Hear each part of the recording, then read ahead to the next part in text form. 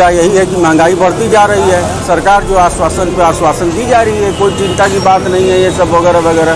गरीब नहीं है, गरीबों को हटाएंगे, गरीब मर जाएंगे तो गरीबी कहाँ रहेगा। ये है भाजपा की सरकार।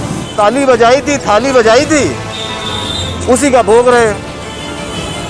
तो ना ताली रह गई ना थाली रह गई, और वैसे भी अब दिवाला निकलने वाला, गाली भी नहीं रह गई। डेली हम लोग 100-200 रुपये का तेल भरवा रहे हैं। अब तो लगता है कि हम लोग गाड़ी रख के और साधन से ही, ऑटो से ही आए जाएं। पहले 250 में हो जाता था, अब 350 रुपये का, 400 रुपये में टंकी फुल हो रही है। रोज नहीं चलते हैं, कभी कदार निकलते हैं घर से। आने वाले दिनों में ऐसा होगा कि गाड़ी सब खड़ी हो जाएगी। जो हम लोग 100 रुपये में तो एक दिन पूरे चल जाते थे, आधे दिन में नहीं चल पाते हैं। वो मिडिल क्लास ऑफ फैमिली और स्मॉल फैमिली, जिसको कहते हैं निम्न स्तर के लोग, इनका गुजारा नहीं चल पा रहा, आदमी सर्वाइव नहीं कर पा रहा है। उसका बजट बिगड़ गया, 3000 का खर्च एक्स्ट्रा हो गया। तो सामान्य आदमी के लिए 3000 का खर्च मायने रखता है। तेल का खपत उतने हैं, केवल पैसा बढ़ गया है और कमाए उतना के उतना ही है। इसे अंदाजा लगा सकते हैं क्या बड़ा है। पहले भराते थे 100 लीटर कम से कम महीना, हम 50 लीटर नहीं भराते हैं। अब मोटरसाइकिल यूज कर रहे हैं, 4 चक्का लगा दिए हैं। नमस्कार, मैं रविश कुमार। बहुत जरूरी है कि हम उस उचित स्थान की पहचान कर लें जिसके ना मिलने पर या होने पर आए दिन राजनीति होती रहती है। तय किया ही जाना चाहिए कि उचित स्थान का क्या मतलब है और यह कहां पर होता है। इतिहास के जिस मुद्दे को इतिहास की कक्षा में उचित स्थान मिलना चाहिए, उसे लेकर टीवी पर चर्चा है। वर्तमान के जिस मुद्दे को मीडिया में उचित स्थान मिलना चाहिए, उसके लिए कोई स्थान नहीं है। आम लोगों के लिए पेट्रोल और डीजल के दाम उनकी चिंता रेखाओं में पहली हेडलाइन की तरह मौजूद हैं, लेकिन अखबारों और चैनलों के समाचारों में पेट्रोल और डीजल के दाम संक्षिप्त खबरों के कॉलम और स्पीड न्यूज के हवाले कर दिए गए हैं। इस साल 19 जनवरी को दिल्ली में पेट्रोल 85 रुपए लीटर था। यह भी कम महंगा नहीं था। फिर 6 जून को 95 रुपए लीटर हो गया और 8 जुलाई को 100 रुपए लीटर और अब 105 रुपया लीटर से अधिक। इस तरह से दिल्ली के ही लोग 10 महीने से महंगा पेट्रोल खरीद रहे हैं। 10 महीने में 20 रुपए दाम बढ़ गए, यानी हर महीने औसत 2 रुपए। कई शहरों में 110 रुपए पार कर रहा है पेट्रोल का दाम। भोपाल और इंदौर में 114 रुपए पार कर चुका है। राजस्थान के श्रीगंगानगर में पेट्रोल प्रति लीटर 117 रुपए से ऊपर जा चुका है। बजट और फर्जी डिबेट के कारण न्यूज चैनलों की रिपोर्टिंग का जमीन से संबंध टूट चुका है। एक ही तरह की प्रतिक्रियाएं हैं, लेकिन कोई होगा जो फीस नहीं दे पा रहा होगा, कोई होगा जो दवा नहीं खरीद पा रहा होगा, कोई होगा जो कार नहीं चला पा रहा होगा। मीडिया के इस दौर में लोगों के बीच मीडिया नहीं है और ना मीडिया में लोगों के लिए कोई जगह बची है। मीडिया अब अपने स्टूडियो में है, जहां पर समय समय पर इतिहास की एक नई थीम पर बहस होने लग जाती है। जो प्रवक्ता पेट्रोल के दाम पर जनता के बीच जाने से कतराते हैं, वो इतिहास की थीम के बहाने जनता के बीच ऊंची आवाज में कुछ भी बोल रहे होते हैं। इसकी शुरुआत अक्सर बड़े नेताओं से होती है और फिर उनका सहारा पाकर बहस का जाल बिछा दिया जाता है। सरदार साहब को भी जितना सम्मान आजादी के बाद मिलना चाहिए नहीं मिला, मगर मित्रों, इतिहास ऐसा है जो अपने आप को दोहराता है। हम किसी को भी कितना भी अन्याय करने का प्रयास करें, काम जो होता है वो कभी छिपता नहीं है, कभी दिखता दबता नहीं है। और आज केवड़िया कॉलोनी में विश्व से सबसे बड़ी ऊंची प्रतिमा, भारत के अंदर नहीं विश्व में सबसे बड़ी ऊंची प्रतिमा नरेंद्र मोदी जी ने सरदार साहब की लगाई है, जिसको देखने के लिए दुनिया भर से लोग आ रहे हैं। हमने उचित स्थान की इतनी सीमित समझ बना ली है कि 3000 करोड़ की लागत से सरदार पटेल की प्रतिमा बना दी गई। देश भर में प्रतिमाओं की होड़ शुरू हो गई है। अगर उचित स्थान की यही समझ है कि किसकी मूर्ति किससे ऊंची हो, तब तो इसका कोई अंत नहीं। फिर तो जिन जिन की मूर्ति की ऊंचाई सरदार पटेल की मूर्ति से कम है, उन्हें इतिहास में उचित स्थान नहीं मिला। उन सब की मूर्ति सरदार पटेल से ऊंची बने और एक दूसरे से ऊंची होती चली जाए। यह सरदार पटेल की जीवनी है, राजमोहन गांधी ने लिखी है। अहमदाबाद के नवजीवन ट्रस्ट से छपी है। 1991 में छपी थी, तब जब उचित स्थान नहीं मिलने की भरमाने वाली राजनीति को प्रमुख स्थान प्राप्त नहीं हुआ था। सरदार पटेल पर 611 पन्नों की जीवनी लिखने के लिए राजमोहन गांधी को 166 किताबों, संदर्भ ग्रंथों और पटेल के भाषणों के संग्रह का अध्ययन करना पड़ा। जाहिर है कई महीने या कई साल लगे होंगे। सरदार पटेल के भाषण और लेखों का संग्रह ही 15 खंडों में प्रकाशित है। पीएन चोपड़ा ने कोणार्क प्रकाशन के लिए संकलित किया है। इतिहास में अगर पटेल के स्थान को समझना है तो लाइब्रेरी में कुर्सी और मेज को उचित स्थान बनाइए और पढ़िए। नवजीवन ट्रस्ट ने सरदार पटेल के पत्रों का संकलन छापा है। दुर्गा दास ने इसे संकलित किया है। 10 खंडों में छपा यह संकलन 4000 रुपए का है और करीब 5000 पन्ने हैं इसमें। ये पत्र केवल 1945 से 50 के बीच के हैं जो सरदार पटेल ने लिखे हैं और जो उन्हें लिखे गए हैं। तो सरदार को जानना है तो 5000 पन्ने पढ़ने होंगे। केवल मूर्ति से काम नहीं चलेगा। यह एक तरीका हो सकता है, लेकिन इस मूर्ति को आप केवल देखते ही हैं। जानने के लिए तो किताबों के बीच ही जाना होगा। जिस अहमदाबाद एजुकेशन सोसाइटी ने अहमदाबाद यूनिवर्सिटी की स्थापना की वो सरदार पटेल की कल्पना थी, लेकिन प्राइवेट यूनिवर्सिटी होने के बाद भी एबीवीपी के विरोध के कारण यहां राम गुहा प्रोफेसर के रूप में ज्वाइन नहीं कर सके। सरदार पटेल के किसी भी भाषण को पढ़िए, असहमति के बीच सहमति के सरदार थे, लेकिन यहां मूर्ति बनाकर बताया जा रहा है कि सरदार पटेल को इतिहास में उचित स्थान दिला दिया गया है। यह मंत्रालय तो सरदार पटेल के नाम से ही जाना जाता है। जिस मंत्री ने किसानों को इलाके से बाहर कर देने की धमकी दी, जिनका बेटा हत्या के आरोप में जेल में हो, वो मंत्री सरदार की विरासत वाले गलियारे में आराम से चलते हुए देखे जा सकते हैं। सरदार पटेल ने अपने पोते को कह दिया था कि मेरे सरकारी निवास पर कभी मत आया करो, अगर बीमार हूं तभी देखने आया करो, अन्यथा दूर रहो। सरदार की यह नैतिकताएं यहां बिछी कालीन के नीचे दबी नजर आ रही हैं, जिस पर अजय मिश्रा जैसे मंत्री आराम से चल रहे हैं। आज अजय मिश्रा के इस्तीफे की मांग को लेकर संयुक्त किसान मोर्चा ने देश भर में कई जगहों पर रेल रोको आंदोलन किया। 100 से ज्यादा अधिक रेलगाड़ियां प्रभावित हुई।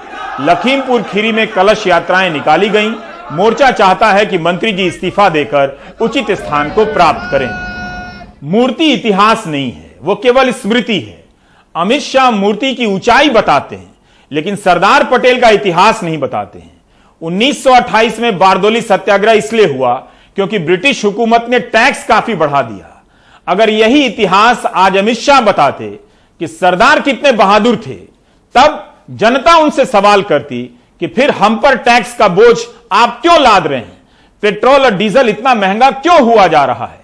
इसलिए कहता हूं कि मूर्ति के नाम पर सरदार पटेल का बाकी का इतिहास आपसे छिपाया जा रहा है। यही नहीं, इतिहास में एडमिशन लेने वाले छात्र इतिहास ना पढ़ सकें, इसका भी इंतजाम मुकम्मल है। अब पटना यूनिवर्सिटी का ही उदाहरण लीजिए। बिहार का प्रमुख विश्वविद्यालय है। गंगा के किनारे बना है दरभंगा हाउस। हबीब यहां गए थे। इमारत काफी खूबसूरत है, लाइब्रेरी भी अच्छी लगती है। बाहर से देखकर लगेगा कि सब कुछ कितना शानदार है। यहां पोस्ट ग्रेजुएशन में कुल 240 छात्र हैं।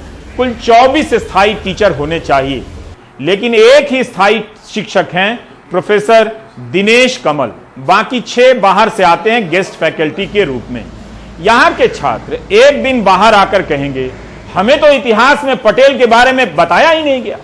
ऐसा कहने वाले पहले खुद से यही पूछ लें कि जानने के लिए उन्होंने इतिहास की कितने किताबें पढ़ी, या केवल मूर्ति देखकर ही इतिहास की पढ़ाई समझ ली और शहर में मूर्तियां खोजते रहे। टीचर तो यहाँ है नहीं, और जो भी हमारा जो भी काम चल रहा है, हमारे गेस्ट फैकल्टी हैं और कुछ एक जो रिटायर्ड टीचर हैं, उनसे भी हम कभी कभी आग्रह करते हैं क्लास लेने का, तो लोग हमारा क्लास ले लेते हैं।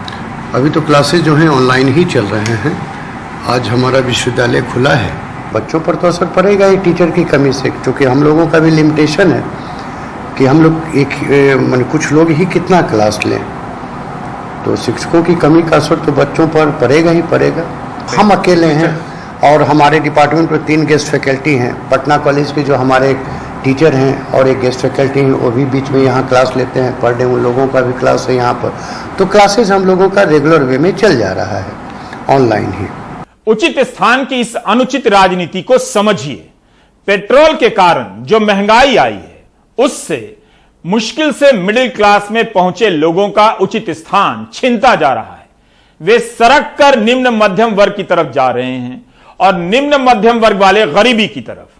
आज किसी का उचित स्थान सुरक्षित नहीं है आर्थिक तौर पर। जो गरीब हैं और गरीब होते जा रहे हैं, उनका अनुचित स्थान और अधिक अनुचित होता जा रहा है। पेट्रोलियम मंत्री हरदीप सिंह पुरी एक नई थ्योरी लेकर आए हैं। I am minister for petroleum and natural gas. I can tell you, prior to COVID, we had a certain consumption of petrol, certain consumption of diesel. Today, we are 10 to 15% higher than the pre-COVID consumption, and we are of petrol and about 6 to 10% higher on the diesel consumption. Of course, I will not go into the issue of prices because I think the levers for that are in other people's hands, but we will continue to work towards price stability. मंत्री जी की इस बात को आप कागज के एक टुकड़े पर उचित स्थान दीजिए, पहले लिखिए और फिर देखिए कि उनकी बात से क्या मतलब निकलता है, निकलता भी है या नहीं। मंत्री जी कह रहे हैं कीमतों पर बात नहीं करूंगा क्योंकि यह किसी और के हाथ में है। फिर कहते हैं कि हम कीमतों को स्थिर करने का प्रयास करते रहेंगे। 10 महीने से अधिक समय से पेट्रोल और डीजल के दाम आसमान छूते जा रहे हैं। यही नहीं, मंत्री जी कह रहे हैं कि खपत बढ़ गई है, तो क्या सप्लाई कम हो गई है जिससे दाम बढ़े हैं। इस तरह मंत्री जी आधी अधूरी बात इस बात पर खत्म कर देते हैं कि मैं कीमतों पर बात नहीं करूंगा क्योंकि वो किसी और के हाथ में है। पेट्रोल पंप वाले कह रहे हैं कि उनके पंप की बिक्री काफी घट गई है। करनाल, बेगूसराय के पेट्रोल पंप मालिकों का कहना है कि उनके पंप से बिक्री 50% तक कम हुई है। इस पैनाडेमिक से पहले जो हम यहाँ पर सेल कर रहे थे वो पेट्रोल की सेल थी मेरी उस टाइम 4000 लीटर की और डीजल की सेल थी मेरी 5000 लीटर की। लेकिन अब तेल का रेट बढ़ जाने से और लोगों की आमदनी घट जाने से पेट्रोल और डीजल की सेल के अंदर काफ़ी ज़्यादा कटौती हो गई है। डीजल जो है मैं इस टाइम 2-2.5 हज़ार लीटर बेच रहा हूँ और पेट्रोल भी मैं 2-2.5 हज़ार लीटर के लगभग मैं इस टाइम सेल कर रहा हूँ। पहले जैसे 3 लाख 3.5 लाख लीटर तेल था सेल, और अभी वो 2 लाख के करीब आ गया है और धीरे धीरे सेल घटते ही जा रहा है जैसे जैसे तेल का दाम बढ़ते जा रहा है और लोग के पास में उतना खरीदने का कैपेसिटी नहीं हो रहा है। लोग पहले लीटर में खरीदा करते थे, अब रुपया में खरीदते हैं। All India petroleum dealers association के अध्यक्ष अजय बंसल ने भी यही बात कही कि लोगों ने पेट्रोल खरीदना कम कर दिया है। कोविड के पहले का जो स्तर था अभी तक वहां नहीं पहुंचा जा सका है। बंसल का दिल्ली में एक पेट्रोल पंप है। उनका कहना है कि उनके पंप पर 60% सेल कम हो चुका है। पिछले दिनों से जो दाम बढ़े हैं उसके परसेंटेज के और उनके फार्मूला के हिसाब से यूपी के फार्मूला के हिसाब से दिल्ली में दाम ज्यादा बढ़े हैं बनिस्बत यूपी के, और इसी कारण से हमारा जो दिल्ली और यूपी का फर्क होने से हमारे जितने भी बॉर्डर एरिया के पेट्रोल पंप है उनकी 60% तक सेल जो है वो खत्म हो गई है। देखिए, जहां तक हमारी पेट्रोल पंप की सेल है, जो ऑल इंडिया पेट्रोल पंप की सेल है और जो हमें फीडबैक मिल रहा है वहां पर करीबन अभी जो प्री कोविड और अब में 15-20% का फर्क है। हमारे यहाँ पर जो अभी भी सेल है वो 15 से 20% अभी भी कम है। 3 पेट्रोल पंप मालिकों की आवाज है कि लोग पेट्रोल कम खरीद रहे हैं, पैसे नहीं है। आम आदमी की हालत यह हो गई है कि 1 लीटर पेट्रोल भराना मुश्किल हो गया है। पेट्रोल पंप पर लोग 40 रुपया 50 रुपए का पेट्रोल भरा रहे हैं। सुनील रविश ने करनाल के किसान राजेश कुमार से बात की। अभी जी 50 रुपये का डलवाया। 50 क्यों डलवाया? अब सर पहले सस्ता था तो ज़्यादा डलवा लेते थे। अब तो यह है कि गांव से आना जाना हो जाए इसलिए 40 का डलवा लेते हैं, 50 का डलवा लेते हैं। महंगा इतना हो गया तो क्या करें। तो जब पहले कितने का डलवाते थे? पहले तो टंकी फुल भी करवा लेते थे जी, अभी तो सोच समझ के डलवाना पड़ता है। तो अब क्यों, क्या कोई काम धंधे पे असर पड़ा इसलिए पहले कम डलवा रहे हो? काम धंधे पे असर पड़ा है जी, लॉकडाउन की वजह से सेल कम हुई है और खर्चा तो उतना ही, खर्चा बढ़ गया है, बल्कि तेल का बढ़ गया, गैस का बढ़ गया है, हर तरह से खर्चा बढ़ गया है। क्या करते हो? मैं खेती करता हूँ जी और दुकान है परचून की गाँव में। करनाल के मोहित ने बताया कि आमदनी घट गई है, पेट्रोल महंगा है कि टंकी फुल कराना भूल गए। मोहित नमकीन चीजों का कारोबार करते हैं, खाने पीने की। कहते हैं लोग वो भी नहीं खरीद रहे हैं, इसलिए जेब में जितना पैसा होता है उसी हिसाब से तेल डलवाते हैं। जब जितना जरूरत हो उतना डलवाते हैं। अब जैसे डेली वेज के जितना अपना हमारा भी होता है, जेब में पैसे होते हैं उस हिसाब से डलवाते हैं। कि अब ये तो है नहीं कि भी हम टंकी फुल करवा लें अपने। पहले 70 रुपये था, 75 हुआ, 80 हुआ, 90 हुआ, उसके बाद अब 103 रुपये हो चुका है। बताओ अब पता नहीं कहाँ तक जाके रुकेगा कि इतनी महंगाई हो चुकी है, घर के खर्चे चलाना ही मुश्किल हो रहा है बहुत ज़्यादा जी भाई साहब। तो तेल के खर्चे को पूरा करने के लिए कहीं और भी कटौती कर रहे हो?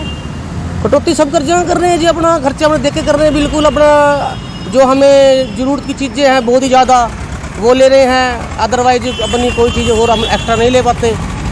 जैसे कि अगर कोई नए कपड़े हैं बच्चों को दिलवाने हैं, फेस्टिवल आ रहे हैं आगे, त्योहार आ रहे हैं जैसे, तो अपना कि अपना मन मारना पड़ रहा है एक तरह से लगा लो कि अपना बच्चों का भी मन मार रहा है। बच्चे को अगर गिफ्ट मांग लेते हैं, कोई बाजार जाते हैं तो उनको समझाना पड़ता है बेटा नहीं अभी पापा पास पैसे नहीं है, तो क्या करें। महंगाई तो नहीं हो चुकी है कि कहाँ हद तक पहुँच चुकी है अभी, यानी कि बहुत ज़्यादा हद हो गई है। मायूसी की इन आवाजों को समझिए, लोग बच्चों की फरमाइशें पूरी नहीं कर पा रहे हैं। इंदौर में पेट्रोल 114 रुपया लीटर से अधिक का हो चुका है। यहां भी कई लोग आधे लीटर पेट्रोल भराने लगे हैं। हेमंत शर्मा ने ऐसे कई लोगों से बात की है। 50 का पेट्रोल ही हमेशा डलवाते हैं, क्या दिक्कत? नहीं, ये तो अभी जो महंगाई है इस कारण हमको 50 का पेट्रोल डलाना पड़ रहा है। कितना रुपये हो गया पेट्रोल? 114 रुपये लीटर हो गया है। आप करते क्या हैं? मैं हिमालय करता हूँ, रोज का मैं मतलब 400 रुपये कमाता हूँ। अगर मैं 100 रुपये का भी डलाऊंगा तो मैं घर में क्या करूँ? देखिए, मैं लगभग एक हफ्ते में 500 का डलवा लिया करता था, और अभी की कंडीशन में 100 रुपये 50 रुपये, क्योंकि मेरा जो घर है सिंगापुर टाउनशिप में अंदर, तो अगर सिंगापुर टाउनशिप में मेरी गाड़ी से पेट्रोल ख़त्म हो जाता है, क्योंकि ये अलाउ नहीं है कि लोकल में कोई दुकानदार ऐसा पेट्रोल रखे, तो मुझे पंप तक ही आना पड़ेगा। तो क्योंकि मैं दूर रहता हूँ तो इसलिए मैं ज़्यादा पेट्रोल डलवा लिया करता था, और फिर ज़रूरत पड़ती भी रहती है, पेट्रोल रिजर्व में रहना चाहिए। और ऊपर से पेंडेमिक था, काफ़ी लोगों के रोज़गार चले गए और कुछ लोगों की सैलरीज कम हो गई हैं, बेरोज़गार हो गए लोग, तो इस कंडीशन में काफ़ी ज़्यादा पेट्रोल का मतलब आम जीवन पे असर पड़ रहा है। विपक्ष के नेता हर दिन बोल रहे हैं, आए दिन प्रदर्शन होते रहते हैं, लेकिन इन मुद्दों को उचित स्थान से बेदखल कर इतिहास के नायकों के उचित स्थान की चर्चा की जा रही है। उसमें भी झूठ बोला जा रहा है। जब तथ्य सामने रखे जा रहे हैं तो जवाब देते नहीं बनता। सावरकर मामले में क्या हुआ? सम्मान दिलाने के नाम पर झूठे तथ्यों का सहारा लिया गया। क्या झूठ को भी उचित स्थान चाहिए? फिर सच का उचित स्थान किधर को होगा, काय को होगा? हवाई जहाज का ईंधन पेट्रोल से सस्ता हो गया है। बेगूसराय से संतोष ने 2 लोगों से बात की। एक सरकारी नौकरी करते हैं जो पहले बाइक से जाते थे, साइकिल से जाने लगे हैं, और एक डॉक्टर हैं जो पहले कार से पटना जाते थे, अब ट्रेन से जाने लगे हैं।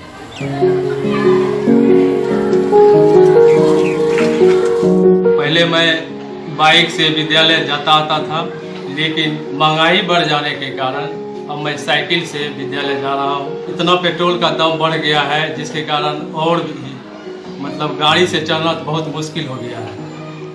और समय पर तो पेमेंट भी नहीं मिलता है, जिसके कारण और भी परेशानी बढ़ गई है।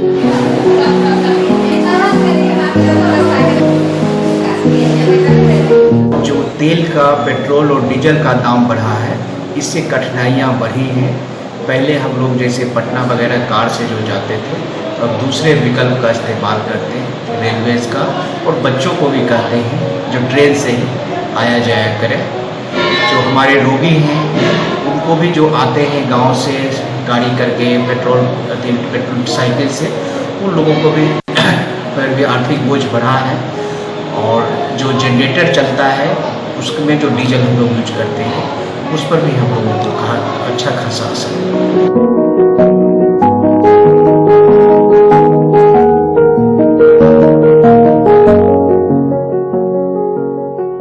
हाल ही में डेक्कन हेरल्ड अखबार में विवेक कौल ने लिखा कि अप्रैल 2015 से मार्च 2021 के बीच केंद्र सरकार ने पेट्रोल और डीजल पर लगने वाले उत्पाद शुल्कों से 13,70,000 करोड़ रुपए कमाए हैं। ज्यादातर कमाई हाल के वर्षों की है। टैक्स की मार कभी इतनी नहीं पड़ी। यह ऐतिहासिक है, फिर भी इस मुद्दे को उचित स्थान नहीं दिया जा रहा है। सरकार पेट्रोल और डीजल की कीमतों पर क्यों नहीं बात करना चाहती है? इतिहास में किसे उचित स्थान नहीं मिला, इन सब की एक बार में राष्ट्रीय सूची बन जानी चाहिए और उचित स्थान की तलाश होनी चाहिए, ताकि एक ही बार में सबको स्थान मिले और काम की बात इस देश में शुरू हो सके। तब तक आप भी अपनी एक मूर्ति बनवा लीजिए, अपनी। घर में उचित स्थान ना मिले तो बेडरूम में ही लगा दीजिए, ताकि आने वाली पीढ़ियों को बता सकें कि जब पेट्रोल 117 रुपया लीटर था तब हम मूर्ति बने हुए थे। ब्रेक ले लीजिए।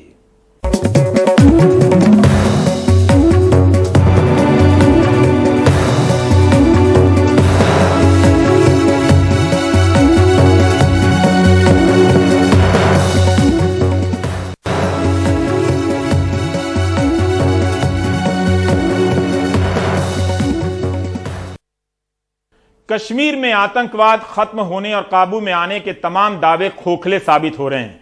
आतंकवादियों ने कश्मीरी पंडित ही नहीं, कश्मीर के मुसलमानों और बाहर से आकर कश्मीर में काम कर रहे हिंदुओं और मुसलमानों सभी को निशाना बनाना शुरू कर दिया है।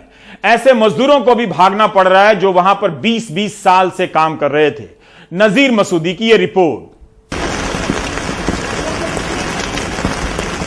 श्रीनगर में सुबह की इस बारिश में विकास चौबे के बच्चे ठंड से कांप रहे हैं। वो टैक्सी के इंतजार में हैं।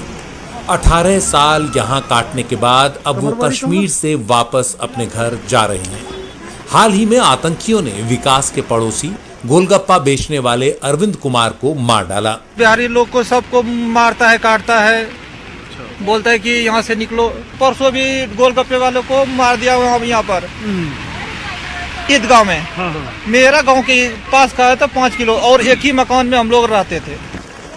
विकास के पड़ोसी और साथी आशीष बताते हैं कि उन्हें मकान मालिक ने बस भाड़े के लिए 3000 रुपए दिए हैं। वो कहते हैं कि स्थानीय लोग उदार हैं, लेकिन लगातार आतंकी हमलों की वजह से बिहार में उनके घर के लोग डरे हुए हैं। कश्मीर लोग तो बढ़िया है, लोग हम लोग को तो भाड़ा भी दिया, 2-3 हजार रुपए दिया कश्मीर लोग की घर जाओ, कोई बात नहीं है। घर में बहुत परेशानी है, वो बोलता है कि घर आ जाओ, वो हालत सही होगा फिर कश्मीर जाना, इसीलिए हम लोग घर जाने सर। इस बीच सोशल मीडिया पर चल रही एक एडवाइजरी को सुरक्षा बलों ने गलत बताया है, जिसमें पुलिस और सुरक्षा बलों से कहा गया है कि वो प्रवासी मजदूरों को सुरक्षित जगहों पर ले जाएं। लेकिन हमें सुरक्षित जगहों पर रखे गए कई प्रवासी मजदूर मिले, जैसे इस सरकारी स्कूल में। उनका कहना है कि उन्हें बीती रात यहाँ लाया गया है।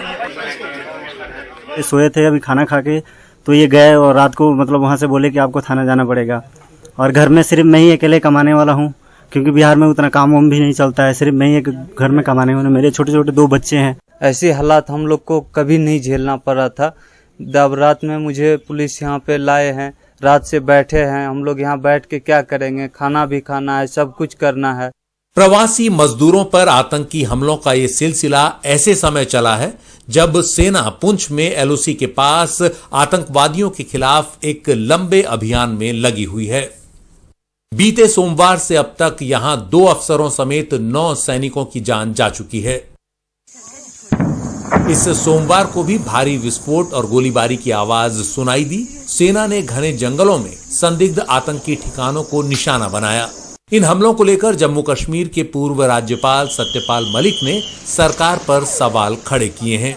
मेरे रहते हुए कोई टेररिस्ट श्रीनगर के 550-100 किलोमीटर के दायरे में घुस नहीं सकता था। अब तो श्रीनगर शहर में मार रहे हैं लोगों को। श्रीनगर से नजीर मसूदी की रिपोर्ट, एनडीटीवी इंडिया। आप देख रहे थे प्राइम टाइम। नमस्कार।